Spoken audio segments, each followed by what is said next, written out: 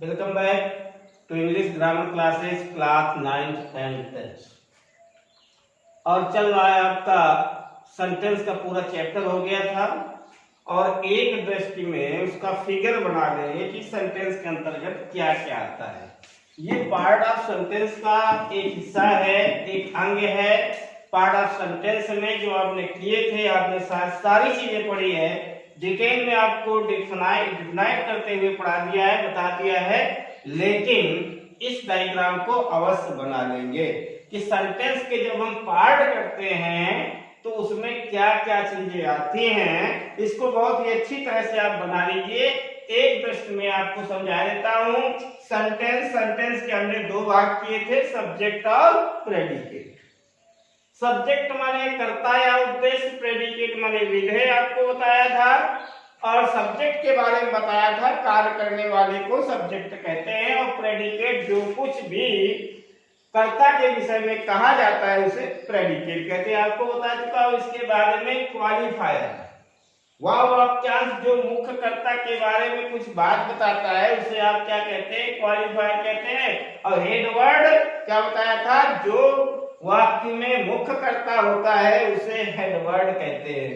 इसके बाद क्वालिफायर को हमने विभाजित किया था डिटरमिनर और एडजेक्टिव में। अब डिटरमिनर किसे कहते हैं?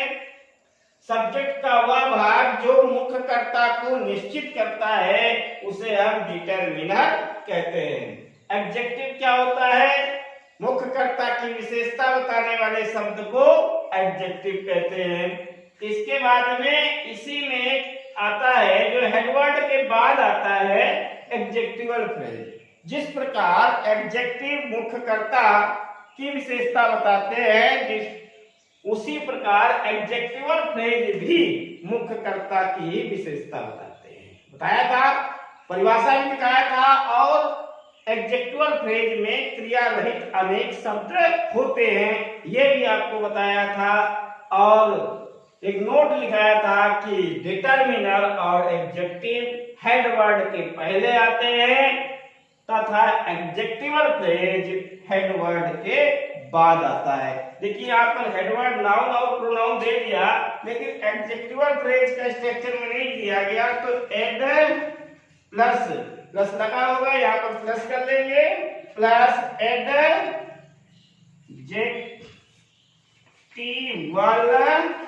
फ्रेज, ये जरूर दर्शा लेंगे। तो एडजेक्टिवल स्ट्रक्चर यानी सूत्र में भी दिया हुआ है कि एडजेक्टिवल फ्रेज हेडवर्ड के बाद आता है। ये आपका हेडवर्ड है, और नाउन और हेडवर्ड कौन होता है? नाउन या प्रोनाउन। और उसके बाद क्या आता है आपका? Adjectival phrase plus verb plus object or complement. इस प्रकार से आपके एक सेंटेंस की संरचना होती है, ढांचा होता है उसका। अब आपने एडजेक्टिवल फ्रेज जाना, इसके बाद में प्रेडिकेट का विभाजन किया था, जिसमें आपको बताया था वर्ब, ऑब्जेक्ट और कॉम्प्लीमेंट। आपको वर्ब को डिफाइन किया, ऑब्जेक्ट को बताया और कॉम्प्लीमेंट को बताया। ऑब्जेक्ट के दो भाग के, डायरेक्ट ऑब्जेक्ट और इनडायरेक्ट ऑब्जेक्ट, ये भी आपको बता दिया। तो आप इसको बना लीजिए, पहले आप इसको बना लीजिए।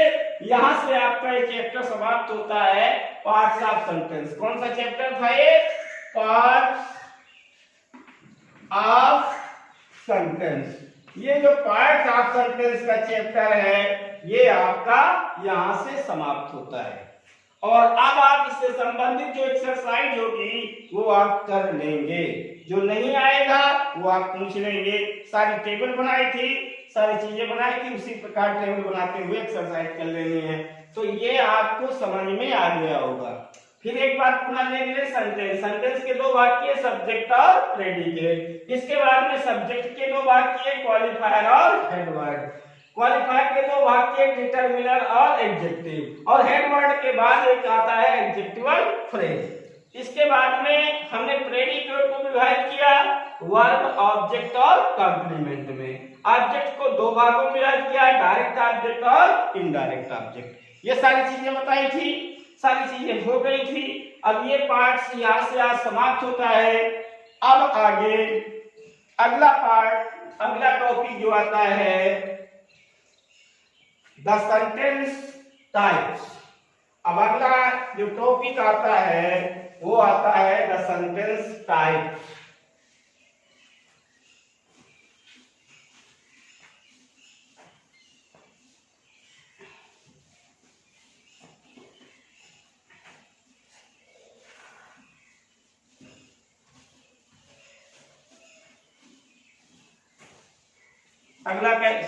अगला टॉपिक क्या है, हेडिंग डाल देंगे द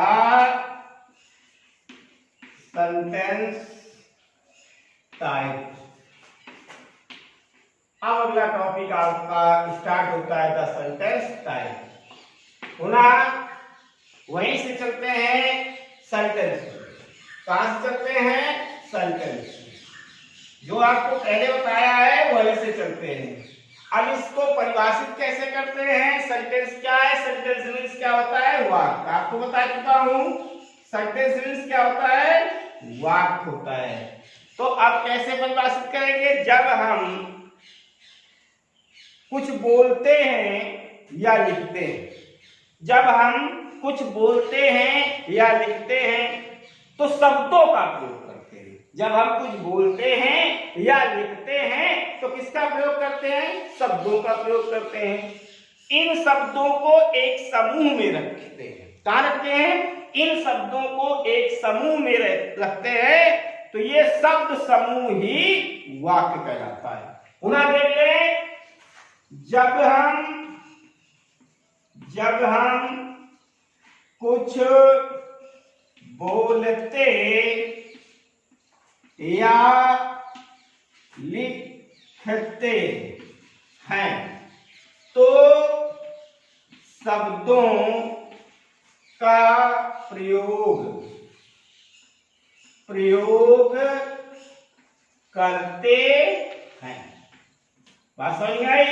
जब हम कुछ बोलते हैं या लिखते हैं तो किसका प्रयोग करते हैं, शब्दों का प्रयोग करते हैं। किसका प्रयोग करते हैं, शब्दों का प्रयोग करते हैं। इन शब्दों को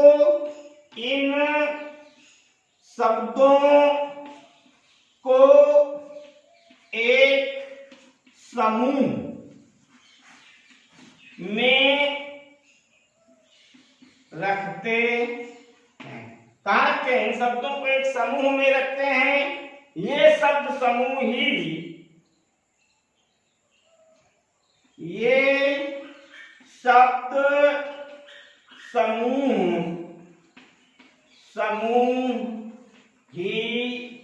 वाक्य कहलाता है। ये शब्द समूह ही क्या कहलाता है, वाक्य कहलाता है।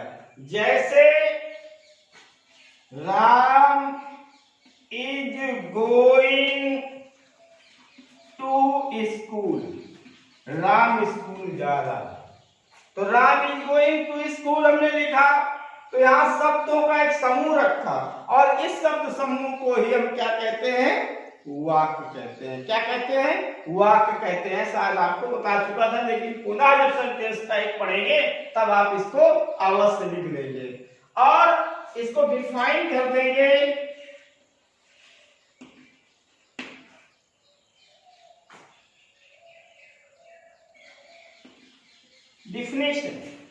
डिफिनेशन इसकी क्या लिख देंगे इंग्लिश में, a group of words which make a complete sense. A group of words which make a complete sense is called a sentence. Is called a sentence. ये आपने लिखा, ये आपको परिभाषा याद रखनी है, इसको लिख भी लेना है। हमने सुना, देखो फिर ऊपर से चलते हैं। जब हम कुछ बोलते हैं या लिखते हैं तो शब्दों का प्रयोग करते हैं। इन शब्दों को एक समूह में रखते हैं। ये शब्द समूह ही आपके वाक्य कहलाते हैं। शब्द समूह ही वाक्य कहलाता है। जैसे Ram is going to school, Ram school जा रहा है। दूसरा एक और उदाहरण दे दें, Mohan writes a letter, Mohan एक पत्र लिखता है। तो शब्द समूह है कि नहीं? दूसरे रूप में कहते हैं दो या दो से अधिक शब्दों के मेल को हम वाक्य कहते हैं। यहां भी डिफाइन कर सकते हैं। और एक परिभाषा जो डिफाइन करें, group of words which makes a complete sense is called a sentence। शब्दों का ऐसा समूह जो पूर्ण अर्थ या भाव प्रकट करता है वाक्य कहलाता है। हिंदी में अगर इसको लिखना चाहें तो लिख सकते हैं शब्दों का ऐसा समूह, शब्दों का ऐसा समूह जो पूर्ण अर्थ या भाव प्रकट करता है वाक्य कहलाता है। क्या कहलाता है? वाक्य कहलाता है। क्या कहलाता है? वाक्य कहलाता है। अब देखिए, अब ग्रुप ऑफ वर्ड्स में शब्दों का समूह, which माने जो, makes माने बनाता है, complete माने पूर्ण, sense माने अर्थ या भाव, is called a sentence, called माने कहते हैं, a sentence माने वाक्य। यानी शब्दों का ऐसा समूह जो पूर्ण अर्थ या भाव प्रकट करता है वाक्य कहलाता है। यहाँ तक क्लियर हो गया? यहाँ तक कोई दिक्कत नहीं? तो अब हेडिंग डालेंगे आप काइंड्स ऑफ सेंटेंस। अभी तक आपने पढ़ा पार्ट्स ऑफ सेंटेंस और अब पढ़ेंगे आप काइंड्स ऑफ सेंटेंस। हेडिंग डालेंगे काइंड्स ऑफ सेंटेंस। क्या हेडिंग डालेंगे? Kinds of sentences. Kinds of sentences, वाक्यों के प्रकार। यानी वाक्य कितने प्रकार के होते हैं? काइंड्स ऑफ सेंटेंसेस का अर्थ क्या हुआ? वाक्यों के प्रकार। तो अब यहां पर लिखेंगे there are 5 kinds of sentences. वाक्य 5 प्रकार के होते हैं।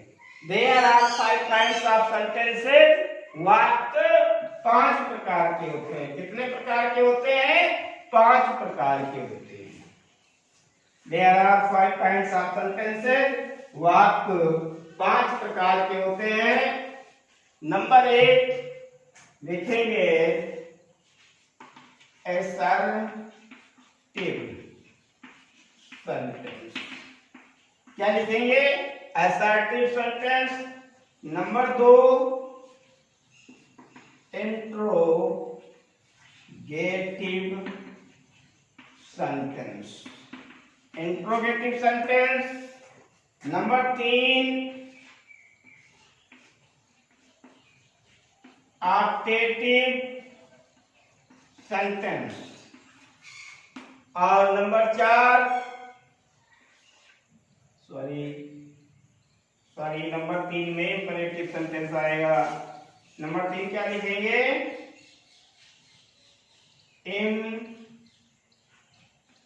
Imperative sentence. क्या लिखेंगे? Imperative sentence.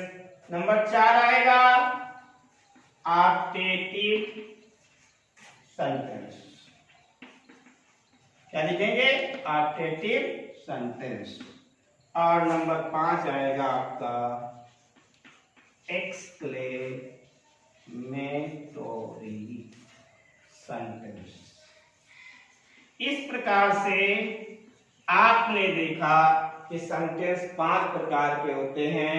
Assertive sentence, interrogative sentence, imperative sentence, optative sentence और एक्सक्लेमेटरी सेंटेंस। असर्टिव सेंटेंस साधारण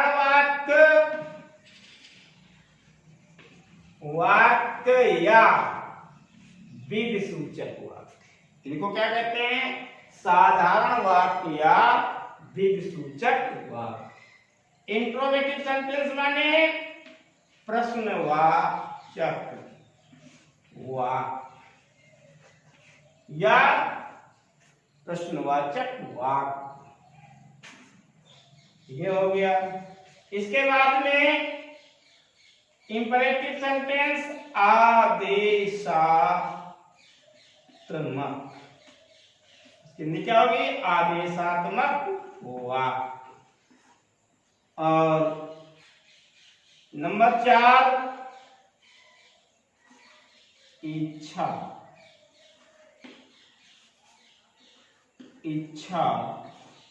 वाची वाक्य, इच्छावाची वाक्य। और नंबर 5 एक्सक्लेमेटरी सेंटेंस, विस्मय सूचक वाक्य या आश्चर्यबोधक वाक्य। विस्मय सूचक वाक्य या आश्चर्यबोधक वाक्य। इस प्रकार से ये सेंटेंस आपके कितने प्रकार के होते हैं? 5 प्रकार से। और कैसे 5 प्रकार के होते हैं ये भी समझ लीजिए। अर्थ या भाव की दृष्टि से सेंटेंस 5 प्रकार के होते हैं, ध्यान रखना। क्योंकि सेंटेंस में 2 प्रकार आते हैं, एक तो अर्थ या भाव की दृष्टि से और एक संरचना की दृष्टि से। जो संरचना की दृष्टि से होगा वो आपका दूसरे टाइप के होंगे, और जो अर्थ या भाव की दृष्टि से होंगे वो इस टाइप के होंगे। अर्थ या भाव की दृष्टि से सेंटेंस 5 प्रकार के होते हैं। There are 5 kind of sentence, यानी assertive sentence, interrogative sentence, imperative sentence, आर्टिकेटिव सेंटेंस और एक्सक्लेमेटरी सेंटेंस। ये अर्थ या भाव की दृष्टि से और संरचना की दृष्टि से जब आपको पढ़ाएंगे आगे, तो संरचना की दृष्टि से वाक्य 3 प्रकार के होते हैं। थोड़ा सा उनको बताया देता हूं, कहीं ऐसा ना हो कि भ्रम उत्पन्न हो जाए। नंबर 1, संरचना की दृष्टि से सेंटेंस 3 प्रकार के होते हैं, जिनको कहते हैं सिंपल सेंटेंस। नंबर 1 होता है सिंपल सेंटेंस, नंबर 2 होता है कॉम्प्लेक्स सेंटेंस, और नंबर 3 होता है कंपाउंड सेंटेंस। ये आपके आएंगे संरचना की दृष्टि से, जिनका निर्माण किया जाएगा, जिन्हें बनाया जाएगा। तो संरचना की दृष्टि से सेंटेंस आपके 3 प्रकार के होते हैं, लेकिन अर्थ या भाव की दृष्टि से सेंटेंस आपके 5 प्रकार के होते हैं। Assertive sentence, interrogative sentence, imperative sentence, आर्टिकेटिव सेंटेंस और एक्सक्लेमेटरी सेंटेंस। संरचना की दृष्टि से simple sentence, complex sentence, compound sentence. अब सिंपल सेंटेंस जिसमें केवल एक मुख्य क्रिया होती है, यानी कई हम सिंपल सेंटेंस को मिला देते हैं, उससे एक सिंपल सेंटेंस बनाते हैं, उसमें केवल एक ही मुख्य क्रिया होती है, उसमें कोई क्लॉज नहीं होती, केवल एक ही सेंटेंस होता है जिसमें एक ही मुख्य क्रिया होती है, एक ही सब्जेक्ट होता है, तो वो सिंपल सेंटेंस होता है। और ये आपके जो 5 सेंटेंस होंगे ये सभी सिंपल सेंटेंस में रखे गए। ये जो 5 सेंटेंस है आपके assertive sentence, imperative sentence, interrogative sentence, imperative sentence, आर्टिकेटिव सेंटेंस और एक्सक्लेमेटरी सेंटेंस, ये आपके जो 5 हैं ये सभी सिंपल सेंटेंस के अंतर्गत रखे गए, क्योंकि इन 5 वाक्यों में केवल एक ही मुख्य क्रिया होती है। सिंपल सेंटेंस की परिभाषा है कि ऐसा वाक्य जिसमें केवल एक ही मुख्य क्रिया होती है सिंपल सेंटेंस कहलाता है। और ये जितने भी सेंटेंस हैं इसमें केवल एक ही मुख्य क्रिया होती है इनमें, इसलिए सभी सिंपल सेंटेंस है। कॉम्प्लेक्स सेंटेंस जिसमें 2 क्लॉज होती है, एक प्रिंसिपल क्लॉज और एक सबऑर्डिनेट क्लॉज, जिसमें 2 कर्ता 2 क्रियाएं 2 से अधिक भी हो सकते हैं, तो वो कॉम्प्लेक्स सेंटेंस में होता है। 2 सिंपल सेंटेंस को या 3 सिंपल सेंटेंस को मिलाकर एक कॉम्प्लेक्स सेंटेंस। कॉम्प्लेक्स सेंटेंस मतलब मिश्रित वाक्य, तो उसमें 2 क्लॉज होती है, क्लॉज होती है, जिसमें क्लॉज होती है वो आपका सिंपल नहीं है, वो आपका कॉम्प्लेक्स होगा या तो कंपाउंड होगा, क्योंकि कॉम्प्लेक्स में क्लॉज होती है और कंपाउंड में भी क्लॉज होती है। क्लॉज माने उपवाक्य, यानी 2 छोटे छोटे वाक्यों को मिलाकर या दो वाक्यों को मिलाकर एक वाक्य बनाते हैं, और जब एक वाक्य बनाते हैं और उसे किसी कंजक्शन के माध्यम से जोड़ते हैं, जब कंजक्शन आ जाएगा तो दो हिस्से बन जाते हैं। उन छोटे छोटे भागों को हम उपवाक्य कहते हैं। तो वो कॉम्प्लेक्स सेंटेंस होगा जिसमें प्रिंसिपल क्लॉज होगी और एक सबऑर्डिनेट क्लॉज होगी। और इसके बाद इसी प्रकार कंपाउंड सेंटेंस होगा जिसमें एक सब प्रिंसिपल क्लॉज होगी और एक कोऑर्डिनेट क्लॉज होगी, यानी संयुक्त वाक्य। तो इसलिए आपको आगे बताया जाएगा। अभी इसकी चर्चा नहीं करनी है, ये आगे आएगा तब बताया जाएगा, इसका चैप्टर आएगा। अभी केवल आप देखेंगे अर्थ या भाव की दृष्टि से सेंटेंस 5 प्रकार के होते हैं, जिनको आपने सभी नोट कर लीजिए। इसको तो समझाने की दृष्टि से बताया था, इसे अभी लिखने की कोई आवश्यकता नहीं है। आप इतना लिख लीजिए और लिखने के बाद में हेडिंग डालेंगे असर्टिव सेंटेंस।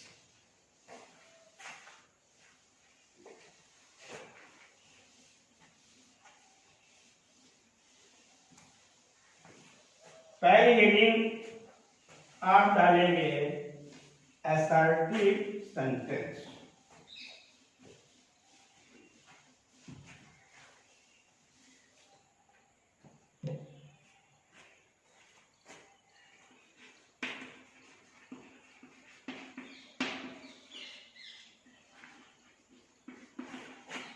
अब असर्टिव सेंटेंस क्या है? साधारण वाक्य या सूचक, ऐसे वाक्य जो एक कथन को प्रस्तुत करते हैं,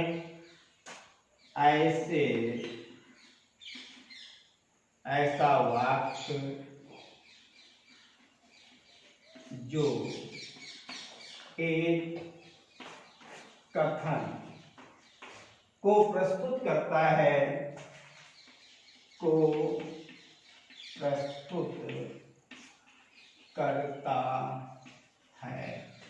असर्टिव सेंटेंस कहलाता है। असर्टिव सेंटेंस कहलाता है ऐसा वाक्य जो एक कथन को प्रस्तुत करता है, असर्टिव सेंटेंस कहलाता है। यह कथन सकारात्मक भी हो सकता है और नकारात्मक भी हो सकता है। यह कथन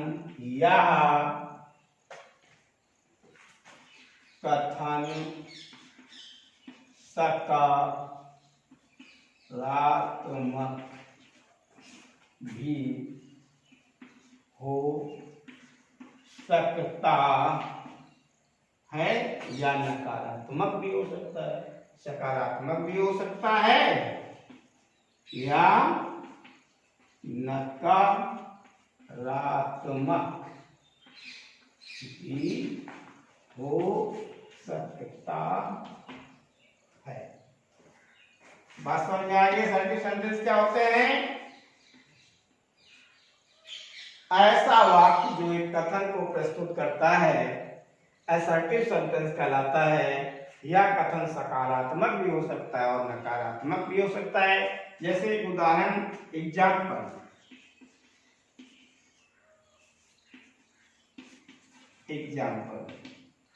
God is great. God is great, ईश्वर महान है। ये कथन है, और कैसा कथन है? सकारात्मक कथन है। गॉड इज ग्रेट, ईश्वर महान है। He gave me a letter. उसने मुझे एक पत्र दिया। ये भी एक आपका सकारात्मक कथन है। They do not play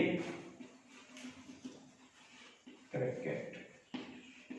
ये आपका नकारात्मक कथन है। There is no milk in this pot. In this pot. There is no milk in this. नकारात्मक कथन है। There is no milk in this pot. नकारात्मक कथन है कि नहीं है? He never tells a lie. वो कभी भी झूठ नहीं बोलता है। he never tells a lie, he never tells a lie, नकारात्मक कथन है। तो मैंने आपको बताया कि ऐसा वाक्य जो एक साधारण कथन को प्रस्तुत करते हैं असर्टिव सेंटेंस कहलाते हैं। वह कथन नकारात्मक भी हो, सकारात्मक भी हो सकता है और नकारात्मक भी हो सकता है। तो अब सकारात्मक नकारात्मक के आधार पर सेंटेंस असर्टिव सेंटेंस के दो भागों में बांट दिया गया, असर्टिव सेंटेंस और नेगेटिव सेंटेंस। अब इसको साफ कर देते हैं, आप नोट कर लीजिए असर्टिव सेंटेंस।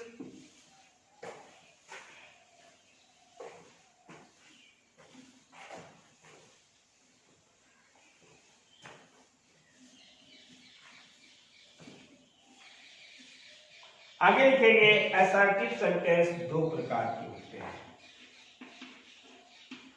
असर्टिव सेंटेंस दो प्रकार के होते हैं।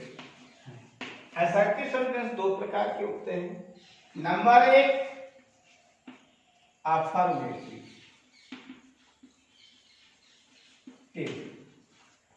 Are positive sentence, or positive sentence.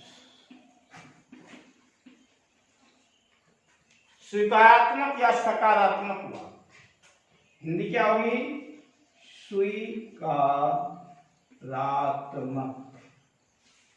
या सकारात्मक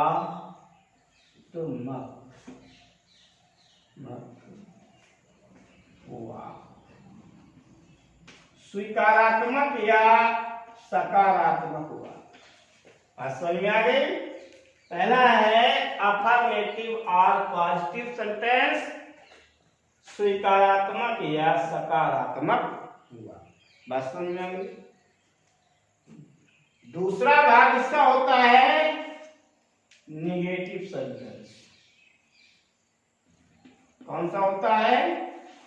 निगेटिव सेंटेंस। इसको कहते हैं नकारात्मक या निषेधात्मक वाक्य। इसकी हिंदी होती है नकारात्मक या निषेधात्मक। नकारात्मक या निषेधात्मक हुआ। बात समझ में आ गई? नकारात्मक या निषेधात्मक हुआ। इतनी बात सबको समझ में आ गई कि नहीं समझ में आ गई? असर्टिव सेंटेंस दो प्रकार के होते हैं, अफर्मेटिव या और पॉजिटिव सेंटेंस, स्वीकारात्मक या सकारात्मक वाक्य, नेगेटिव सेंटेंस यानी नकारात्मक या निषेधात्मक। अब हेडिंग डालेंगे अफर्मेटिव सेंटेंस। क्लियर इतना? सबने नोट कर लिया होगा। तो अब हेडिंग डाल लीजिए अफर्मेटिव सेंटेंस।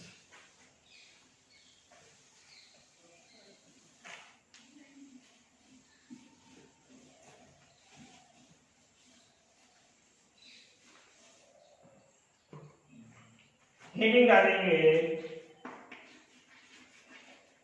अफर्मेटिव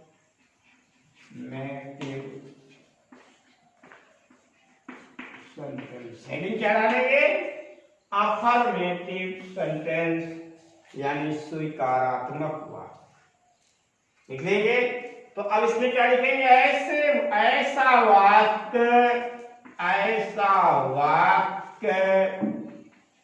जो तथ्यों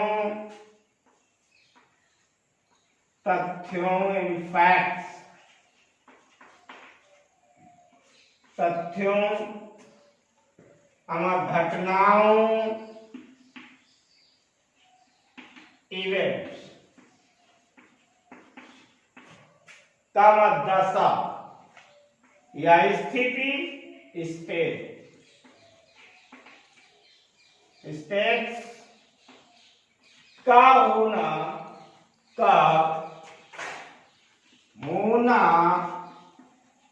स्वीकार करते हैं, अफर्मेटिव सेंटेंस कहलाते हैं। अफर्मेटिव सेंटेंस कहलाते हैं, बात समझ में आ गई? काइंड ऑफ सेंटेंस में चल रहे हैं और काइंड ऑफ सेंटेंस में 5 भाग बताए, 5 भागों में असर्टिव भाग, अफर्मेटिव सेंटेंस। ऐसा वाक्य जो तथ्यों, घटनाओं या दशा का होना स्वीकार करते हैं, अफर्मेटिव सेंटेंस कहलाते हैं। जैसे सी सिंग्स अ सॉन्ग, वह एक गीत गाती है। This is not a cow, this is not, sorry affirmative चल रहा है, दिस इज अ काउ, या एक गाय है। तो ये सभी अफर्मेटिव सेंटेंस है। और भी लिखना चाहें तो they gave me some money, they gave me some money. और भी लिखना चाहें तो देयर आर 5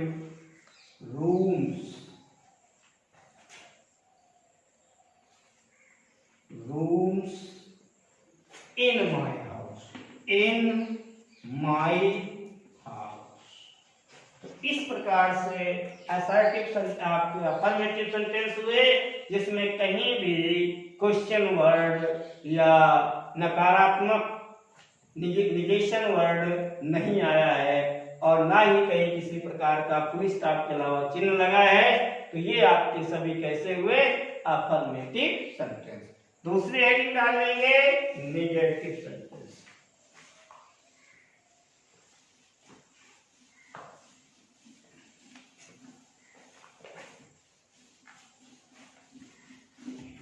दूसरी हेडिंग डालेंगे नंबर 2 में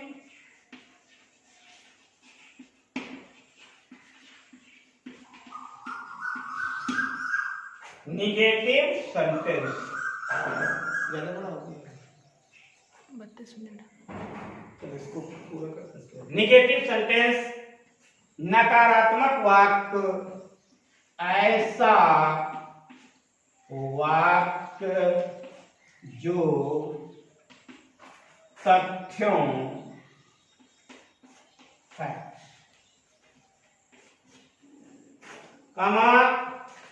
घटनाओं,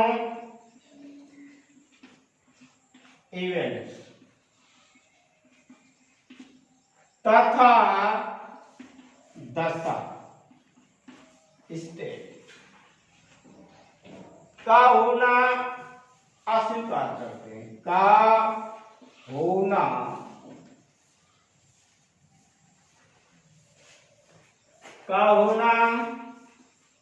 अस्वीकार करते हैं, निगेटिव सेंटेंस कहलाते हैं। निगेटिव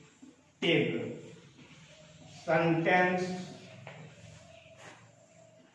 कहलाते हैं। क्या कहलाते हैं? निगेटिव सेंटेंस कहलाते हैं। और इन वाक्यों में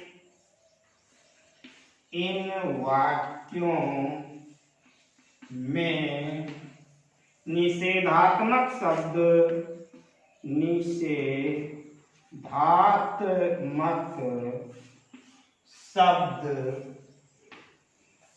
नो, नॉट तथा नेवर आदि में से किसी एक का प्रयोग होता है। आदि में से किसी एक का प्रयोग होता है।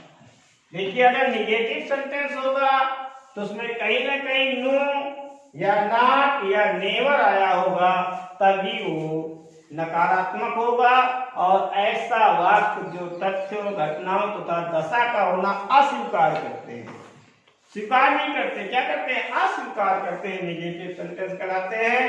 जैसे this is not a cow, there is no milk in this pot and this pot. There is no milk in this pot. और भी लिखेंगे